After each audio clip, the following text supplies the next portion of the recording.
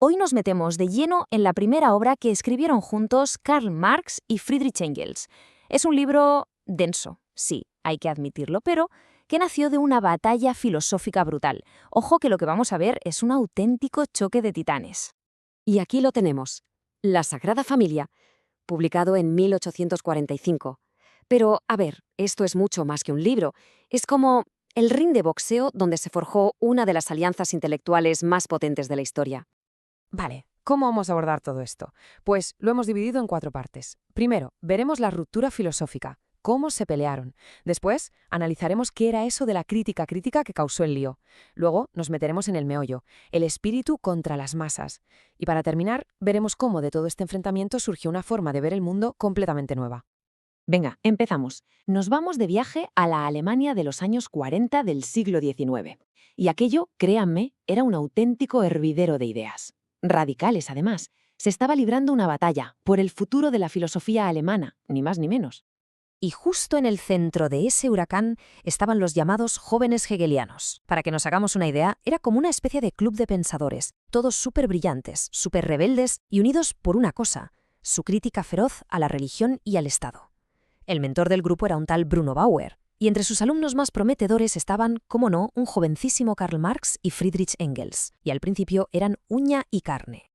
Pero claro, esa alianza duró poco. Se hizo añicos, vaya. Sus caminos se separaron, pero de una forma radical.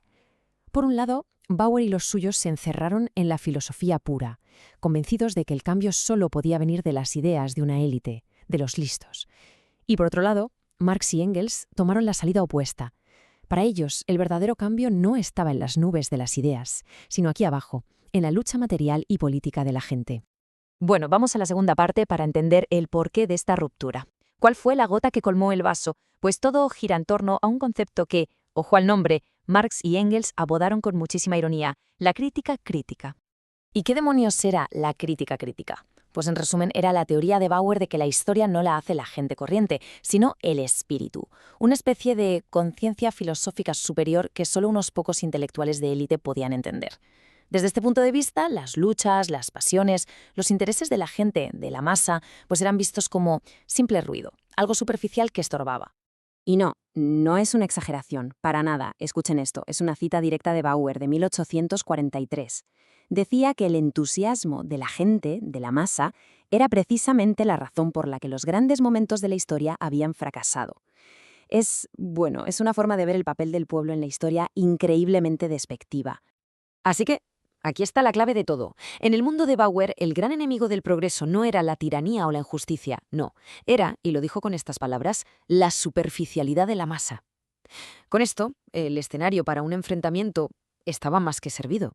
Y con esto llegamos al meollo del asunto, al corazón del conflicto que da forma a la Sagrada Familia. La gran batalla, el espíritu de los filósofos contra las masas de carne y hueso. La historia de cómo se escribió el libro, la verdad, es bastante curiosa. Al principio la idea era muy sencilla: escribir un panfleto corto, satírico, para contestar a Bauer. Engels escribió su parte en un par de días y listo. Pero Marx era Marx, con su carácter combativo, se vino arriba y convirtió lo que iba a ser un folleto en un libro enorme. Imaginen la cara de Engels cuando le llegó la versión impresa y vio que su pequeña aportación era ahora parte de un tocho considerable con su nombre en la portada. Hasta el título es una pulla. De hecho, fue una sugerencia del editor, que tenía bastante mala leche. La Sagrada Familia. ¿Para qué? Pues para burlarse de Bruno Bauer y de sus hermanos, que también eran filósofos. Era como decir que eran una especie de santísima trinidad de la filosofía, totalmente alejados del mundo real. Y esta imagen lo resume todo a la perfección. Por un lado, la visión de Bauer, el espíritu, la teoría pura, la conciencia de una élite, la historia como un debate de ideas. Y por el otro, la visión que estaban empezando a construir Marx y Engels, el interés, la realidad material, las masas, la historia como acción. Venga, vamos con la última parte, porque esta crítica a Bauer no fue solo para destruir, sirvió sobre todo para construir los cimientos de una filosofía totalmente nueva. Y aquí tenemos la respuesta de Marx, directa y demoledora. Para él, las ideas no viven en un limbo. Una idea que se separa de los intereses materiales de la gente, de sus necesidades, de sus luchas, es una idea inútil, ridícula incluso. La historia, para ellos, no es un debate de salón. Entonces, si el cambio no viene de las ideas puras de los filósofos, ¿de dónde viene? Aquí es donde Marx y Engels ponen sobre la mesa un nuevo protagonista en la historia. Y ese protagonista es el proletariado. Ojo, porque esta es la clave. Por primera vez en sus escritos, identifican a la clase trabajadora no como una masa pasiva y superficial, como decía Bauer, sino como la fuerza activa con el poder real de cambiar la sociedad de raíz. Esta cita es fundamental para entenderlo. Lo que vienen a decir es que no importa lo que un trabajador individual piense en un momento dado. Lo que importa es lo que el proletariado es como clase y lo que, por su propia existencia, la historia le obliga a hacer. Su misión, dicen, no es una elección, es una necesidad histórica que nace de sus condiciones de vida. Entonces, ¿por qué es importante este libro, que a menudo es, un poco olvidado y bastante denso? Pues porque es un punto de inflexión. Es la primera gran colaboración entre Marx y Engels. Es su ruptura total y definitiva con el idealismo alemán de su juventud.